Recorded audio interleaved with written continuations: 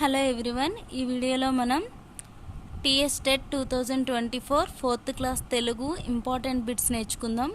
Telangana 4th class Telugu text బుక్లోని important bits అండి. First one, ఒక హల్లుకు అదే హల్లు ఒత్తుగా చేరితే దాన్ని ఏమంటారు? ద్విత్వం అంటారు. ఒక హల్లుకు అదే హల్లు ఒత్తుగా చేరితే దాన్ని ద్విత్వం లేదా ద్విత్వాక్షరం అంటారు. సెకండ్ వన్, ఒక హల్లుకు వేరే హల్లు ఒత్తుగా చేరితే దాన్ని ఏమంటారు? ఆ పదాన్ని ఏమంటారు అంటే సంయుక్తం లేదా సంయుక్తాక్షరం. ఒక హల్లుకు అదే హల్లు ఒత్తుగా చేరితే దాన్ని ద్విత్వాక్షరం అంటారు. ఒక హల్లుకు వేరొక హల్లు యొక్క ఒత్తు వచ్చి చేరితే దాన్ని ఆ పదాన్ని సంయుక్తాక్షరం అంటారు.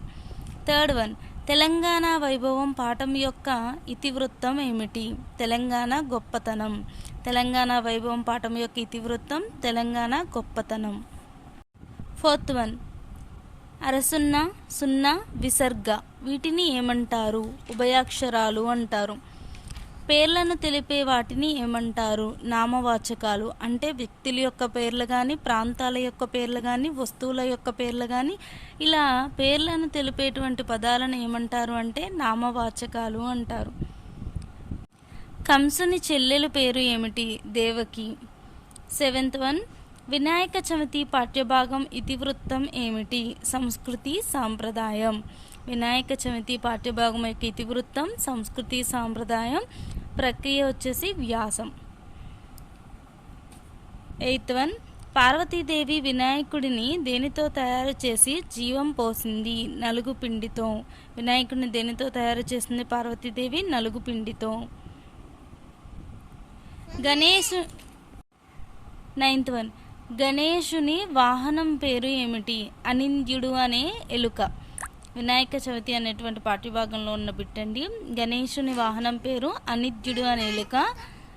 10th వన్, కుమారస్వామి వాహనం పేరు ఏమిటి? నెమలి. కుమారస్వామి యొక్క వాహనం ఏది అంటే నెమలి. 11th బిట్, వినాయక చవితి రోజున పూలతో పాటు ప్రత్యేకంగా ఎన్ని రకాల ఆకులతో వినాయకునికి పూజ చేస్తారు? 21 రకాల ఆకులతో వినాయకునికి పూజ చేస్తారనమాట వినాయక చవితి రోజున పూలతో పాటు. 12th వన్, నామవాచకానికి బదులుగా వాడే పదాలను ఏమంటారు? సర్వనామాలు.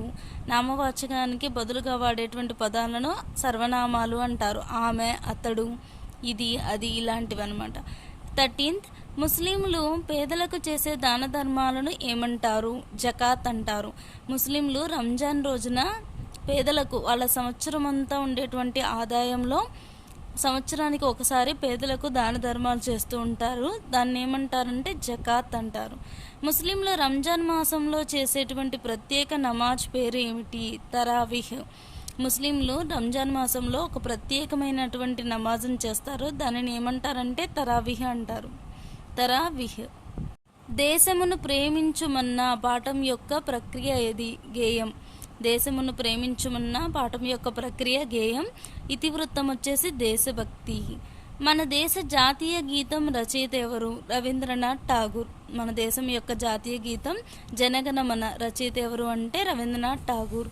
17th, మన దేశ ప్రతిజ్ఞను రచించింది ఎవరు? పైడిమర్రి వెంకట సుబ్బారావు. మన దేశ ప్రతిజ్ఞను రచించింది పైడిమర్రి వెంకట సుబ్బారావు. Thank you.